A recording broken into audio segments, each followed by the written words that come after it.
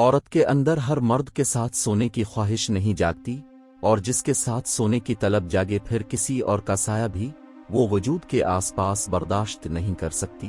ایسے میں اگر اونچاہا انسان زندگی اور وجود میں آ کر قابض ہو جائے تو لڑکی زندہ لاش بن جاتی ہے۔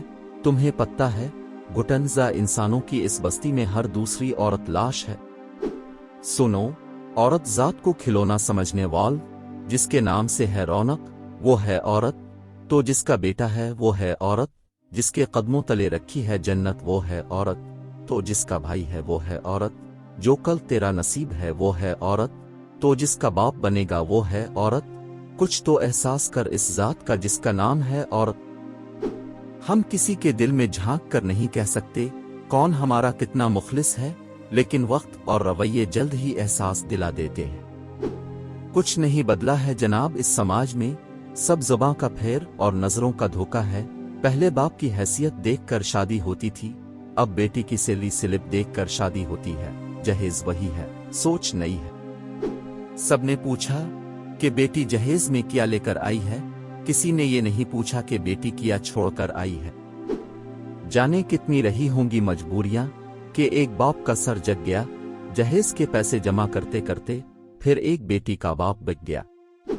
جہیز وہ ماں باپ مانگتے ہیں جنہیں اچھی طرح یقین ہو جاتا ہے کہ انہوں نے نکمی اولاد کو جنم دیا ہے۔ زندگی میں اتنا کماؤ کہ بیٹے کی شادی میں جہیز مانگنے کی نوبت نہ آئے، بیٹی کو اتنا پڑھاؤ کہ جہیز دینے کی ضرورت نہ پڑے۔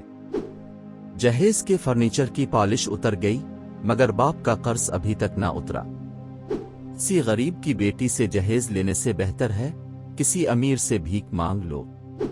تیرے ہی آنگن میں کھلی ہوں میں، تتلی بن کر آسمان میں اڑی ہوں میں، میری اڑان کو تو شرمندہ نہ کر، اے بابل مجھے جہیز دے کر ودا نہ کر۔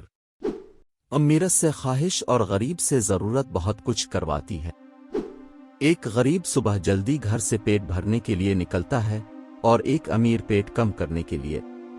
کوئی اتنا امیر نہیں ہوتا کہ اپنا گزرا ہوا کل خرید سکے، اور کوئی اتنا غریب بھی نہیں ہوتا کہ اپنا آنے والا کل نہ بدل سکے۔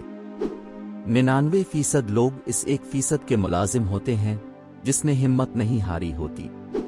اگر آپ دنیا میں کامیاب ہونا چاہتے ہیں تو پہلے ناکامی کا استقبال کرنے کا حوصلہ پیدا کیجیے۔ مشکل وقت میں دلاسا دینے والا کوئی اجنبی بھی ہو تو دل میں اتر جاتا ہے، اور اس وقت میں کنارہ کر لینے والا کوئی اپنا ہی کیوں نہ ہو وہ دل سے اتر جاتا ہے۔ اتنے امیر تو نہیں کہ سب کچھ خرید لیں، پر اتنے غریب بھی نہیں ہوئے کہ خود بک جائیں۔ کچھ لوگ جب روتے ہیں تو اس لیے نہیں کہ وہ کمزور ہوتے ہیں، بلکہ اس لیے کہ مضبوط رہتے رہتے تھک جاتے ہیں۔ تعریف کے محتاج نہیں ہوتے سچے لوگ، کیونکہ اصلی پھولوں پر کبھی عطر نہیں لگایا جاتا۔